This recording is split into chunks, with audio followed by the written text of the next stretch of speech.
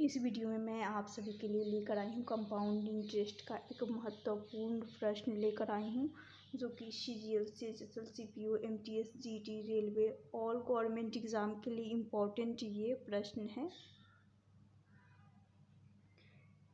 मूल राशि पर 7.5% प्रति वर्ष की दर पर तीसरे वर्ष का चक्रवृद्धि ब्याज से 8320.5 मिलता है, तो मूल राशि ज्ञात करनी है।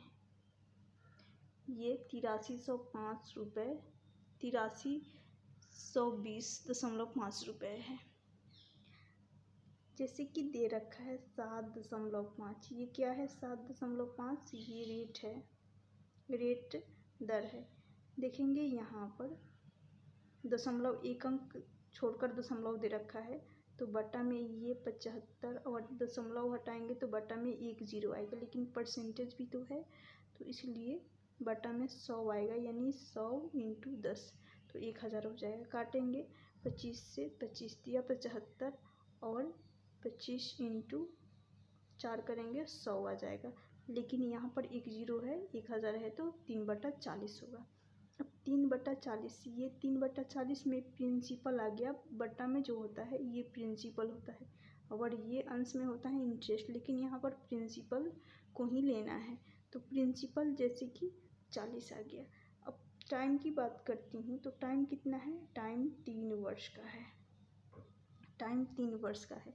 ध्यान से सुनना, जब टाइम 3 वर्ष का होता है तो जो प्रिंसिपल होता है, प्रिंसिपल का क्यूब करते हैं। प्रिंसिपल कितना है, इस 40 है तो 40 का क्यूब करेंगे, 40 का क्यूब करेंगे कितना आ जाएगा, 4 का क्यूब 64 और 0 का क्यूब करेंगे तो 3 बार 0 आ जाएगा, 64,000। अब प्रिंसिपल यहाँ से यदि 64,000 आ गया, कितना 64,000 प्रिंसिपल आ गया है, राइट। तो अब निकालना है 3 वर्ष के लिए, तो पहले वर्ष के लिए ब्याज देख रही हूँ, पहले वर्ष के लिए, फिर दूसरे वर्ष के लिए और तीसरे वर्ष के लिए। तो पहले वर्ष के लिए इस 64,000 का 3 बटा रेट कितना आया है, 3/40, तो 64,000 का 3/40 करेंगे तो ये चला जाएगा 16 से 16 तिया 48 आएगा, कितना 48, लेकिन 3 0 रहेगा,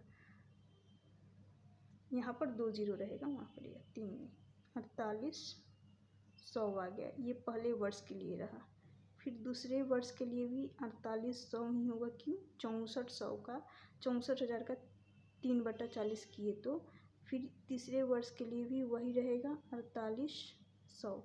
अब इस पहले वर्ष पर, यानी पहले पर 48,100 पर 3/40 करेंगे दूसरे वर्ष के ब्याज के लिए, तो यानी 48,100 का 3 यदि मैं 40 कर रही हूँ, शून्य से शून्य चला जाएगा, 12 चौक 48, 12 × 3 करेंगे 360 आएगा, यानी यहाँ पर 1 0 भी है, तो 120 × 3 करेंगे तो यहाँ से 360 आएगा दूसरे वर्ष के लिए ब्याज।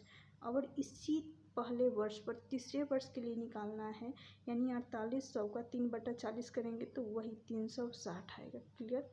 अब हमें दिख रहा है कि यहाँ पर बचा हुआ है दूसरे वर्ष का, तो दूसरे वर्ष पर हमें निकालना है तीसरे वर्ष के लिए, ये तीसरा वर्ष है, तो इसका भी 48,100 का 3/40 करेंगे तो यहाँ से 360 ही आने वाला है। फिर अब इस 360 का, यानी दूसरे वर्ष पर लगेगा ब्याज, 3/40 करेंगे तो यहाँ से कितना आ जाएगा, काटेंगे तो यहाँ से आ जाएगा, यहाँ पर काट देते हैं तो देखिएगा 360 का कितने का, 360 का 3/40 निकालेंगे, शून्य से शून्य चला जाएगा, 12 तिया 36, 12 × 3, सॉरी 12 से नहीं, यहाँ पर 9 से चला जाएगा, 4 है तो 9 से जाएगा, 9 चौका 36, 9 × 3, यहाँ से आ जाएगा 27, सिर्फ 27 आएगा, तो इसको यहाँ पर 27 रख देंगे। 360 का 3/40 किया 27 आ गया। क्या पूछा गया है, ये जो दे रखा है चक्रवृद्धि ब्याज, ये तीसरे वर्ष का है और तीसरे वर्ष का ही हमें लेना है तो तीसरे वर्ष का ये वाला होता है। यदि यहाँ पर सिंपल इंटरेस्ट की बात की जाए तो पहले वर्ष में जो ब्याज लग रहा है यही सिंपल इंटरेस्ट होता है। क्लियर। और यदि मैं इन सभी को ऐड करती हूँ पूरे को यहाँ पर पहले वाले को ऐड किया सिंपल इंटरेस्ट, पूरे को ऐड करेंगे तो कंपाउंड इंटरेस्ट मिलेगा। लेकिन यहाँ पर तीसरे वर्ष से हमें मतलब है किससे, तीसरे वर्ष से। तो इन चारों का सम लेना होगा। तो इन चारों का सम देख रही हूँ कितना आएगा, यहाँ से इनका सम जो आएगा योग यहाँ से आ जाएगा 5547। क्लियर। अब इस 5547 का जो वास्तव में कंपाउंड इंटरेस्ट तीसरे वर्ष का दे रखा है उसके बराबर करेंगे 43, 83, 20.5 के काटेंगे तो ये कटेगा थोड़ा सा डिफ़िकल्ट है, 1.5 बार में चला जाएगा, यानी इससे ज़्यादा में जाएगा लेकिन अप्रॉक्स में 1.5 ही आएगा। अब 1.5 आ गया है तो 1.5 का मतलब क्या हुआ, 0.5 है, एक अंक छोड़कर, तो बटा में 1 0 आएगा, काटेंगे तो 3/2 होगा, 5 से कटेगा तो 3/2 आएगा।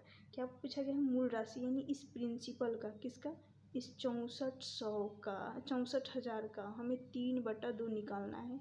3/2 निकालना है तो यहाँ से 2 से काटेंगे, 32 दूनी 64, 32 से ये चला जाएगा, ये मल्टीप्लाई होगा तो 3 0 लगेगा, साथ के साथ 3 दूनी 6 और 9 यानी 96,000। ऑप्शन डी होगा इस क्वेश्चन का करेक्ट आंसर।